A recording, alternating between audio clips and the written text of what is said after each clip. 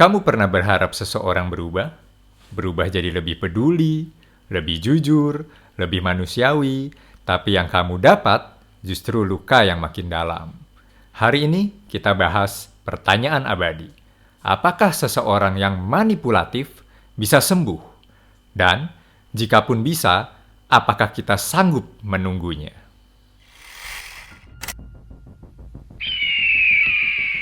Di dunia ini ada 3 jenis manipulator. Yang pertama, manipulator putih.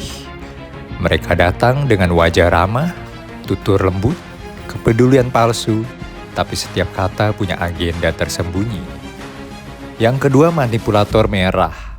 Mereka tak main logika, mereka main hati, membuatmu percaya bahwa itu cinta.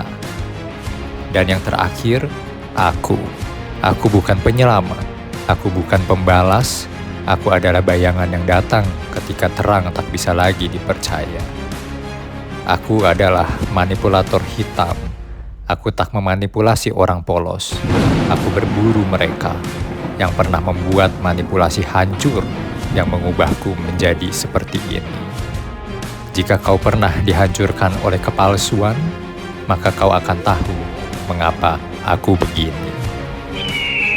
Luka tidak membuatku lemah, tapi membangkitkan sisi tergelap yang tak bisa mereka kendalikan. Kembali lagi di NPD Survivor Indonesia. Dalam video ini, aku tidak akan menggunakan label diagnosa medis seperti NPD, BPD, kecuali memang seseorang sudah terverifikasi secara profesional. Tapi kita semua tahu, ada tipe orang tertentu yang selalu memutarbalikkan fakta, bermain korban saat kamu mengungkapkan luka atau menghujani kamu dengan cinta. Lalu menarik semuanya saat kamu mulai percaya. Mereka ini yang kita sebut manipulator. Maka di video opening tadi kita sebutnya manipulator. Ada manipulator merah, ada manipulator putih. Entah mereka ada di spektrum gangguan kepribadian atau tidak. Satu hal yang jelas, perilaku mereka menguras kesehatan mental kita. Itu yang paling penting. Oke, para ahli punya pendapat berbeda soal ini. Beberapa psikolog percaya dengan kesadaran penuh, terapi intensif bertahun-tahun, seseorang yang punya pola narsistik atau manipulatif bisa mengalami perubahan kecil. Tapi itu sangat jarang. Kenapa? Karena ini bukan sekedar pola pikir. Ini soal identitas, ego, dan cara mereka memandang dunia. Saya mempelajari ini dari buku It's Not You dari Dr. Ramani Durvasula. Bukunya bagus, It's Not You.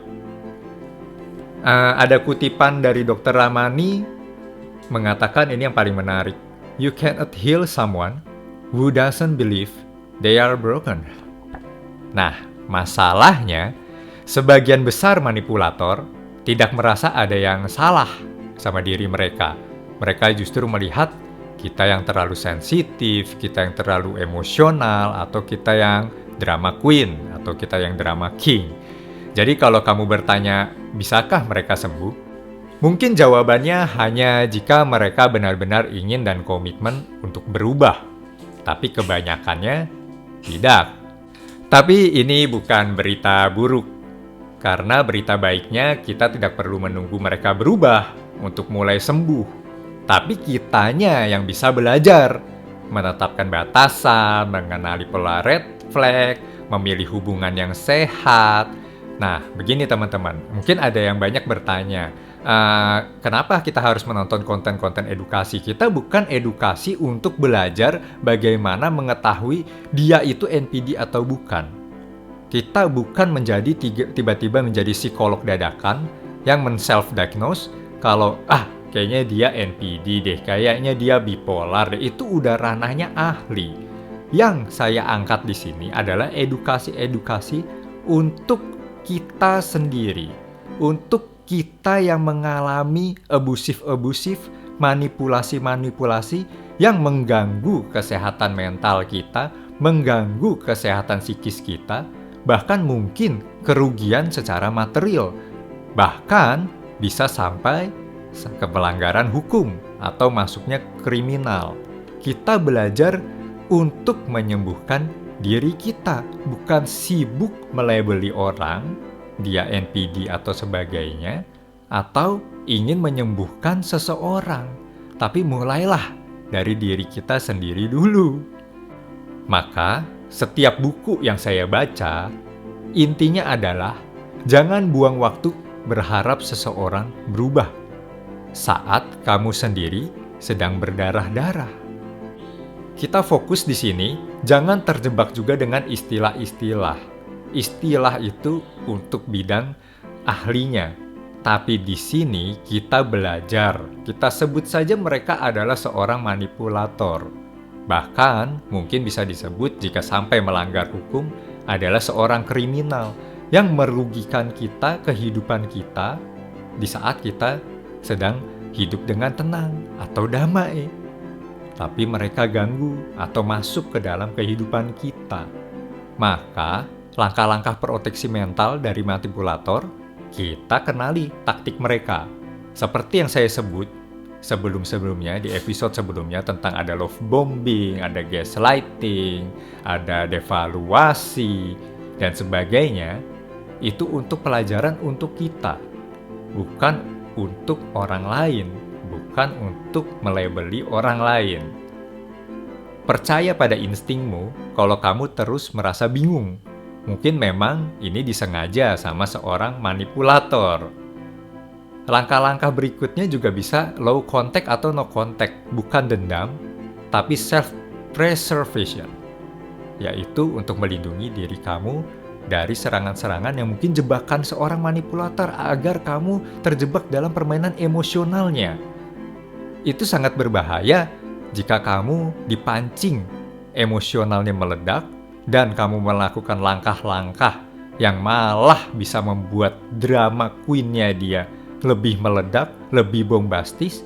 Inilah kenapa kita ada edukasi, ada video-video seperti ini, agar kamu tidak terjebak sama sebuah permainan-permainan manipulatif yang membahayakan kamu. Yang terakhir, bangun support system. Komunitas, terapis, teman aman yang mengerti kalau dunia ini tidak selugu itu. Itu jauh lebih penting daripada kita berharap-harap orang lain untuk sembuh. Karena itu perdebatan abadi yang nggak akan bisa selesai. Kita nggak tahu orang lain itu punya tubuh seperti apa, pola pikir seperti apa, hati seperti apa. Tapi diri kita sendiri yang harus bertanya, kita nonton edukasi ini untuk apa? Itu jauh lebih penting. Tentu untuk kesehatan mental kita, dan tentu supaya kita lebih smart lagi menghadapi dunia yang tidak baik-baik saja ini. Ingat, jangan tergoda untuk menyelamatkan mereka. Kamu bukan penyelamat. Kamu bukan kejam karena menjaga jarak. Kamu itu bijak untuk melindungi diri kamu sendiri. Sebagai penutup, jadi apakah seorang manipulator itu bisa sembuh? Jawabannya jujur, adalah mungkin, karena di dunia ini tidak ada yang tidak mungkin. Kalau misalnya Tuhan sudah berkehendak, tapi sekali lagi tapi mau perdebatan, ada yang bilang nggak mungkin sembuh, ada yang bilang ini pasti sembuh. Itu bukan tanggung jawabmu untuk membuat itu terjadi. Yang lebih penting dari apakah mereka bisa berubah atau sembuh adalah apakah kamu siap untuk memilih dirimu sendiri, untuk kebahagiaan dirimu sendiri. Karena di ujung hari, kamu cuma punya satu nyawa, dan itu terlalu berharga untuk dibuang ke tangan yang tak bisa menjaganya. Ingat itu ya. Dan manipulator itu banyak jenisnya di dunia ini. Modusnya banyak sekali. Tapi badan kalian cuma satu, nyawa kalian cuma satu. Lindungi itu baik-baik. Kalau kamu pernah terjebak di hubungan manipulatif, kamu tidak sendirian. Follow dan subscribe channel ini. Kita belajar sama-sama, kita bangkit sama-sama, karena kamu layak hidup damai.